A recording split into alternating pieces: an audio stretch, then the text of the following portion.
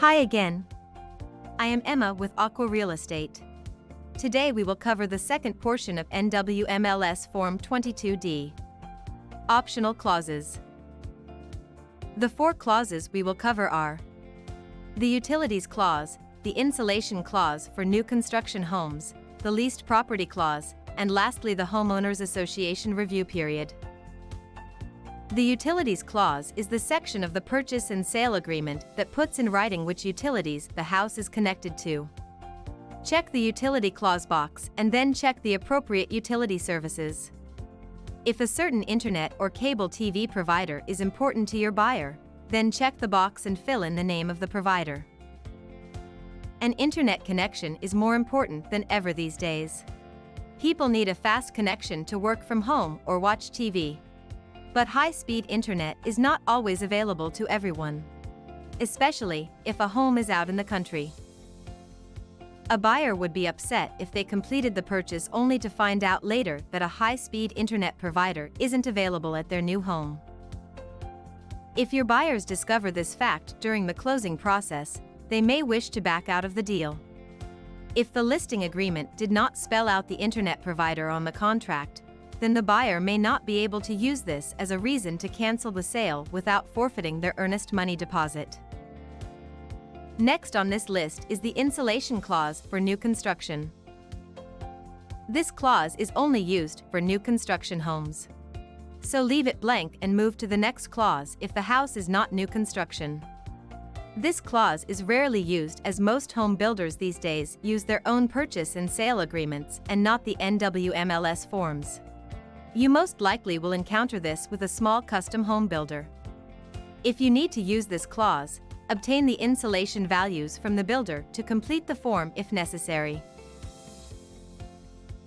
Moving on to leased property. This clause is used occasionally. When a seller has equipment that is not owned but rather leased, and it conveys with the home, you will want to use this clause.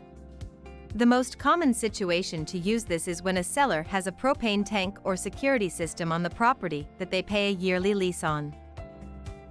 The clause gives an opportunity for the buyer to review the equipment lease details. The listing agent must provide a copy of the lease agreement to the buyer agent within a certain number of days, and the buyer has a defined amount of time to move forward with the deal or not. The amount of days the listing agent has to provide the lease information, and the time the buyer has to review that information can be entered on the form. The default time is 5 days. If the buyer intends to back out of the agreement based on not wanting to assume the lease specified, you will need to turn in a Form 90-0 before the deadline. The last topic of today's tutorial is the HOA review period. The Homeowners Association Review Period provides your buyer time to review the rules, regulations, and finances of the HOA. Some buyers may wish to review these documents while some buyers are comfortable purchasing without reviewing. It is not mandatory to use this clause if there is an HOA. This is something you would need to discuss with your buyer. If the transaction involves a condominium or townhome, you most certainly will want to use this clause. Condo and townhomes value can be directly affected by its HOA.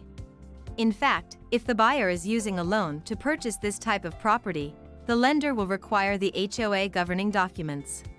They are often referred to as the resale certificate package. Please watch our class about resale certificates to learn more about this topic. If the HOA review period clause is used, the listing agent will need to retrieve all the HOA documents, including the CCRs and bylaws, the meeting minutes for the past 2 years, and all financial statements and budgets from the HOA for the past 2 years. The typical timeline is that the listing agent has 10 days to hand over all the HOA documents to the buyer agent. The buyer then has 5 days to review beginning from the day that they have received the HOA documents. If the buyer wishes to terminate the deal based on the Homeowners Association review, you will need to use Form 90-W before the deadline. Don't forget to watch Part 3 of this series. Hey there, are you thinking about joining AQUA? Our 100% commission model, world-class training systems, technology, and marketing make AQUA the coolest and fastest growing brokerage in the Northwest. Go to our website, getaqua.com/careers to learn more. Join the club.